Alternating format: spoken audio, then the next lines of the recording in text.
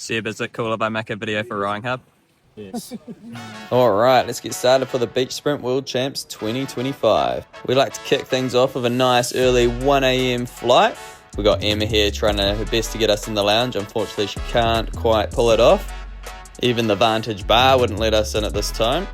So in the end, we had to settle for trusting McDonald's.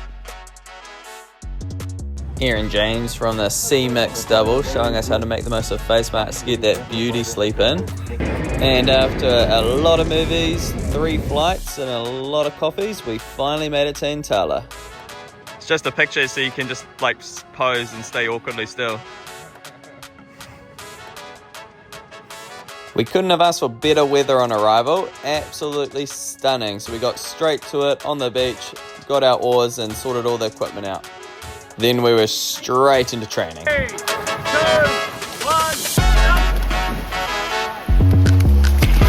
I think.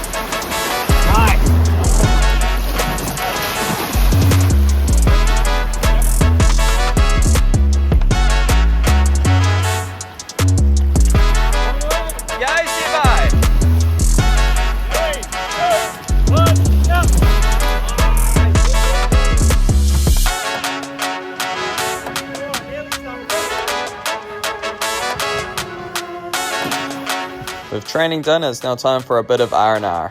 On Gary's birthday, we all got up early to watch the sunrise, before relaxing at the pool where we often did breath holding competitions, which Finn impressed everyone by doing another crazy long breath hold. It seemed to never end.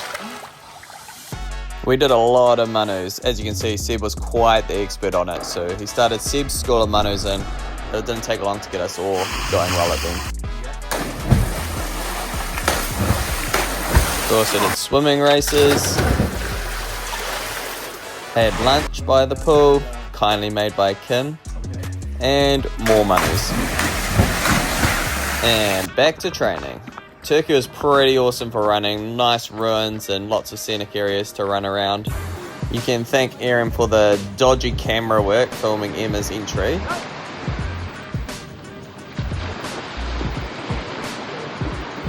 Hi. Not bad though. The team always had good vibes, everyone always had a lot of initiative, everyone was helping out, we had great teamwork. We had Max EP, the manager, keeping us all in line, Gary Reed coaching us and keeping all the equipment in check, and Joe Sullivan to give us the world's biggest push off the start of a race. He was also our dedicated driver as he had a lot of experience from the fire truck. We also have Kim who was cooking, but unfortunately I didn't take any video of that because I was too busy scoffing my face full of food. We did a little more touristing and sightseeing as we were tapering coming up to the racing. Yeah, you can tell we're starting to get a little too much energy here. But it was cool to see around in such a different place, somewhere that's quite different to New Zealand.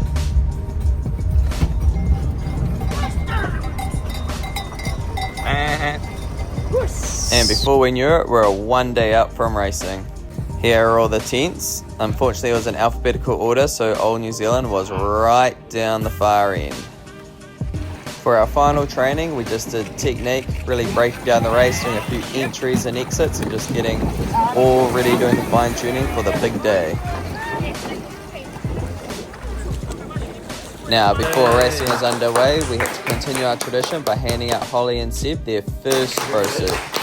I'm sure it'll be the first of many. And boom, race day, we're off. Unfortunately, I don't have footage of everyone. Sort of hard to get footage of everyone when I was actually racing myself. But first day, yep, Vera and I, very good, except we were 0.035 of a second off qualifying into the top 8, so we had to go to the second time trial. Luckily, Emma got top time, so she was top seed, and Finn got the third best time, so he was through to the next lot of race without the second time trial.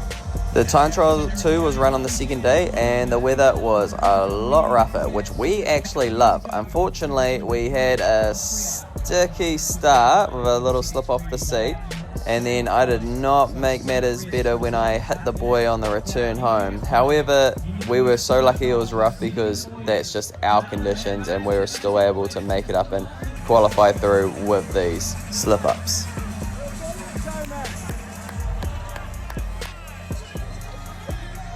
Here we go, the former world champion.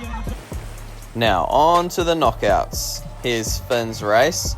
He was seated well and he had a tough opponent, but he was off like a bullet. Good start, great entry, rode off the beach well, but unfortunately things took a turn for the worst. I don't have the footage, but unfortunately Finn went on the wrong side of the second buoy, which is a costly mistake. Unfortunately, that's coastal, whereas tiny little margin of error can make all the change in the outcome. So it was very unfortunate for him, and he was gutted. It was guttering to see it happen to him, but unfortunately that is coastal, so on with the racing.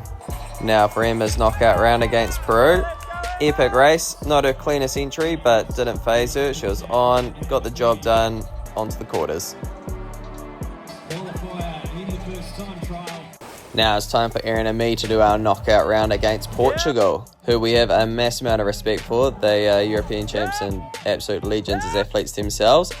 And unfortunately, they got the best of us this day. We had a sweet race, but good on them. They outclassed us, and yeah, that's how the cookie crumbled for us.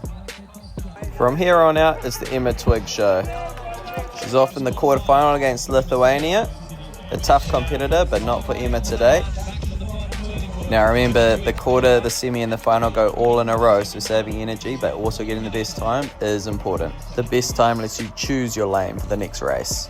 Semi-final time up against Laura McKenzie from GB. Another tough competitor, very fast on the sand, but not tough for Emma today. Emma boosted her off on the rowing section after a little bit of a sticky start, but good on ya.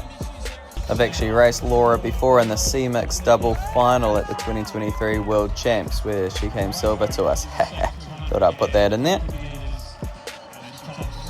And with that, we're through to the final. Gotta pay respects for the boat handlers here. Joe and Maxine looking a little nervous, staying hydrated, keeping their cool, all ready for Emma's big final. And here we are, showtime. Magdalena from Austria versus Emma Twigg. These two have a long-standing rivalry on flat water, so it's cool to see them out here in the final, facing off of each other once again in coastal.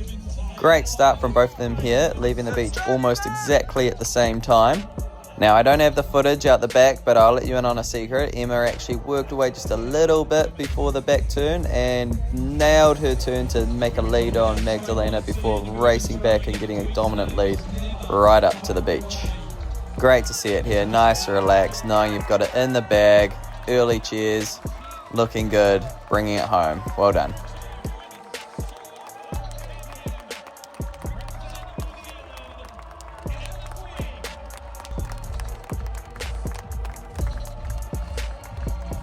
And that brings us to an end of the absolute cutthroat sport of beach sprints for 2025. We are stoked to see Emma bring home a medal for New Zealand, one of the 3 medals available. So good on ya, and stay tuned for the next lot of coastals.